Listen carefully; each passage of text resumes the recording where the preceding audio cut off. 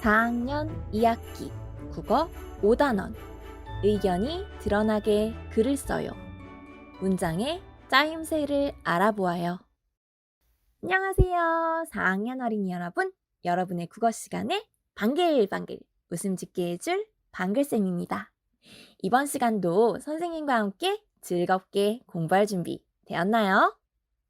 네, 그럼 오늘도 활기차게 방글방글 국어 수업 시작하도록 하겠습니다. 나란. 이번 시간은 5단원 의견이 드러나게 글을 써요의 첫 시간입니다.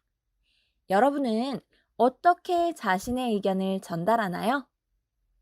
네, 말을 아직 못하는 아기 같은 경우에는 울음이나 표정으로밖에 의견을 전달할 수 없겠지만 우리 4학년 여러분은 말 또는 글을 통해 의견을 전달하곤 하지요.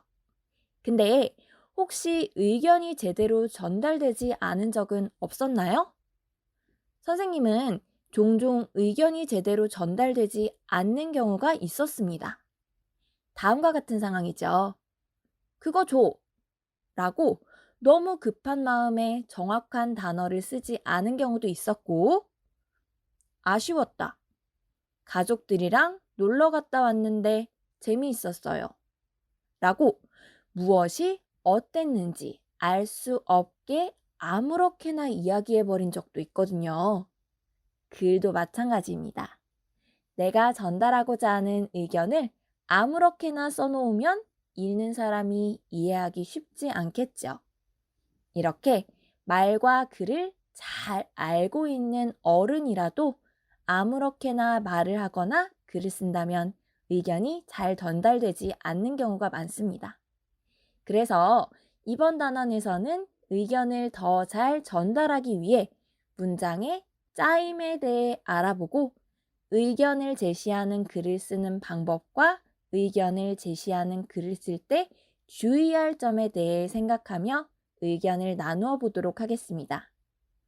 이번 시간에는 문장의 짜임에 대해 알아보고 짜임에 맞게 문장을 써보도록 하겠습니다. 우리가 의미를 전달할 수 있는 가장 작은 단위에 완성된 글이 바로 문장입니다. 이 문장들이 모여서 글이 되는 것이죠. 문장도 자세히 들여다보면 짜임이 있다는 것을 알 수 있습니다. 예를 들어 우리 4학년 친구들이 열심히 공부를 하고 있습니다. 는 크게 두 부분으로 나누어 볼 수 있습니다. 어떻게 나누면 좋을까요? 먼저 누가에 해당하는 4학년 친구들이 와 어찌하다를 나타내는 열심히 공부를 하고 있습니다. 로 나누어 볼 수 있습니다.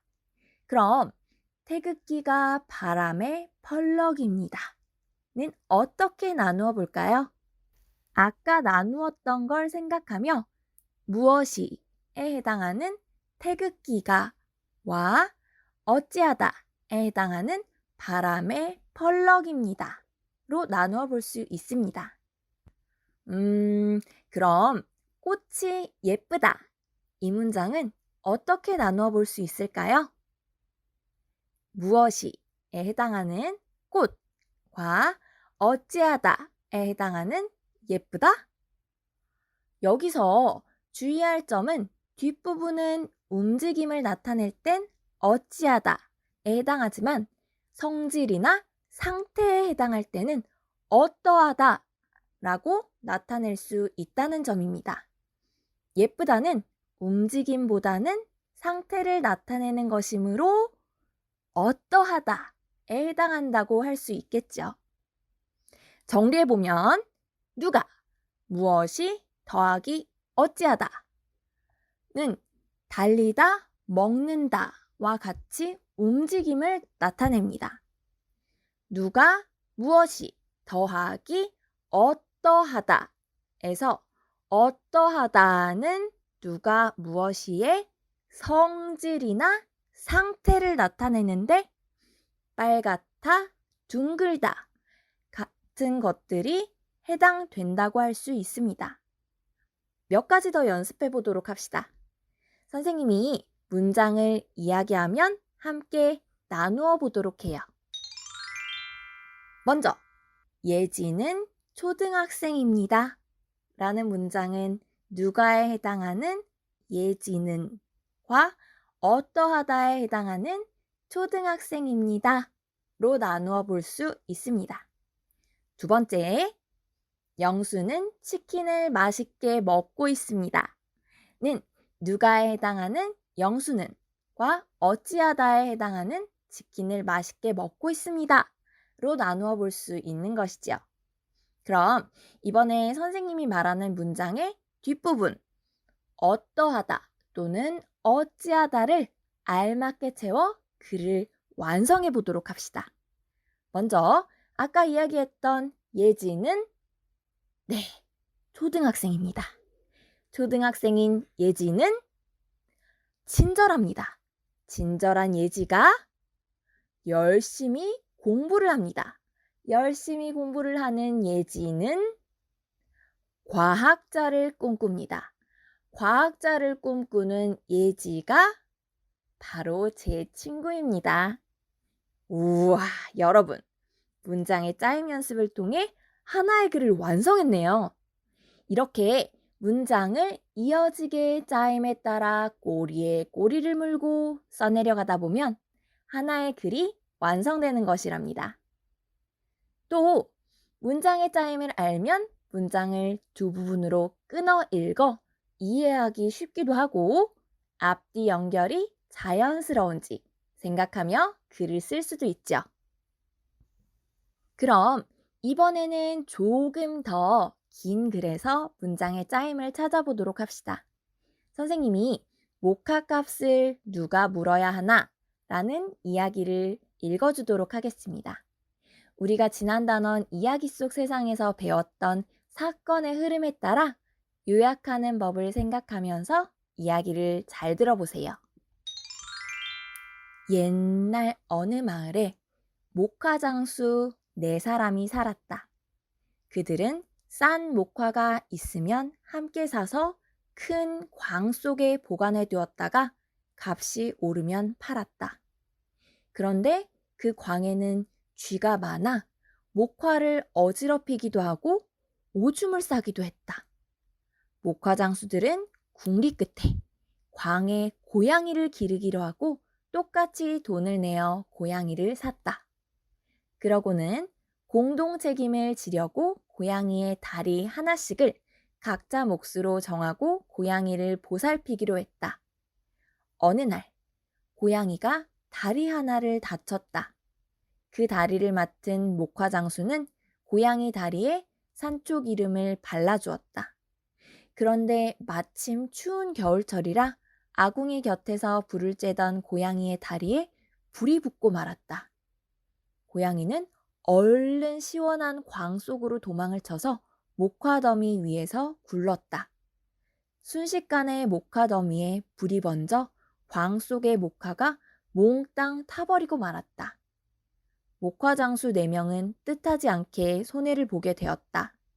그러자 고양이의 성한 다리를 맡았던 목화장수 3명이 투덜투덜 불평을 늘어놓았다. 이번 불은 순전히 고양이의 아픈 다리를 맡았던 저 사람 때문이야. 하필이면 불이 잘 붙는 산초기름을 발라줄 게 뭐야? 맞아. 그러니 목화값을 그 사람에게 물어달라고 하자. 3사람은 고양이의 아픈 다리를 맡았던 사람에게 목화값을 물어내라고 했다. 억울한 그 목화장수는 절대 목화값을 물어줄 수 없다며 큰 싸움을 벌였다. 불이 붙은 고양이가 광으로 도망칠 때는 성한 3다리로 도망쳤잖아? 그러니까 광에 불이 난 것은 순전히 너희가 맡은 3다리 때문이야. 아무리 써도 해결이 나지 않자 4사람은 고을사또를 찾아가 판결을 해달라고 부탁했다. 아이쿠, 쥐를 해결하려고 고양이를 샀는데 또 이게 문제가 되었네요. 그럼 이제 우리가 배운 문장의 짜임을 생각하며 이야기의 내용을 요약해 보도록 합시다. 먼저 누가 혹은 무엇이 어떠하면서 혹은 어찌하면서 이야기가 시작되었나요? 네, 목화 장수들이 목화를 함께 사서 광 속에 보관해 두면서 이야기가 시작되지요. 누가 어찌하다에 해당되겠네요. 그 다음은 목화 장수들이 광 속에 쥐에서 목화를 지키기 위해 고양이를 산 뒤 공동 책임을 지려고 고양이 다리 하나씩을 맡아 고양이를 보살피기로 했네요. 이건 역시 누가 어찌하다에 해당하는 문장이군요. 그러던 중 다리 하나를 다친 고양이에게 그 다리를 맡은 목화 장수가 산초기름을 발라줍니다. 근데 그 다리에 불이 붙고 고양이가 광으로 도망가는 바람에 목화가 불에 타버렸죠. 나머지 목화 장수들은 다친 다리를 맡은 목화 장수의 잘못이라며 목화값을 물어내라고 했습니다. 다친 다리를 맡은 목화 장수는 광으로 들어간 것은 다치지 않은 새 다리라고 이야기하지요. 문장의 짜임을 생각하며 이야기를 정리해보니 훨씬 쉽죠? 그럼 마찬가지로 문장의 짜임을 생각하며 여러분이 사또가 되었다고 생각하며 판결을 내려보세요. 고양이의 다친 다리를 맡은 목화 장수가 목화값을 물어야 한다. 왜냐하면 고양이의 다리에 불이 잘 붙는 산초 기름을 발라주었기 때문이다. 하고 판결을 내린 친구도 있고, 고양이의 성한 다리를 맡은 목화 장수 3명이 목화값을 물어야 한다. 왜냐하면 다리에 불이 붙은 고양이가 광으로 도망칠 때는 성한 3다리로 도망쳤기 때문이다. 라고 판결을 내린 친구들도 있을 겁니다. 이번 시간에는 문장의 짜임에 대해 알아보고 짜임에 맞게 문장을 써보았습니다. 오늘 배운 문장을 짜임새 있게 쓰는 것은 의견을 전달하는 데 있어 매우 중요한 부분입니다. 다음 시간에는 자신의 의견을 제시하는 글을 쓰는 방법에 대해 알아보도록 하겠습니다. 우리 다음 시간에 또 만나요. 안녕!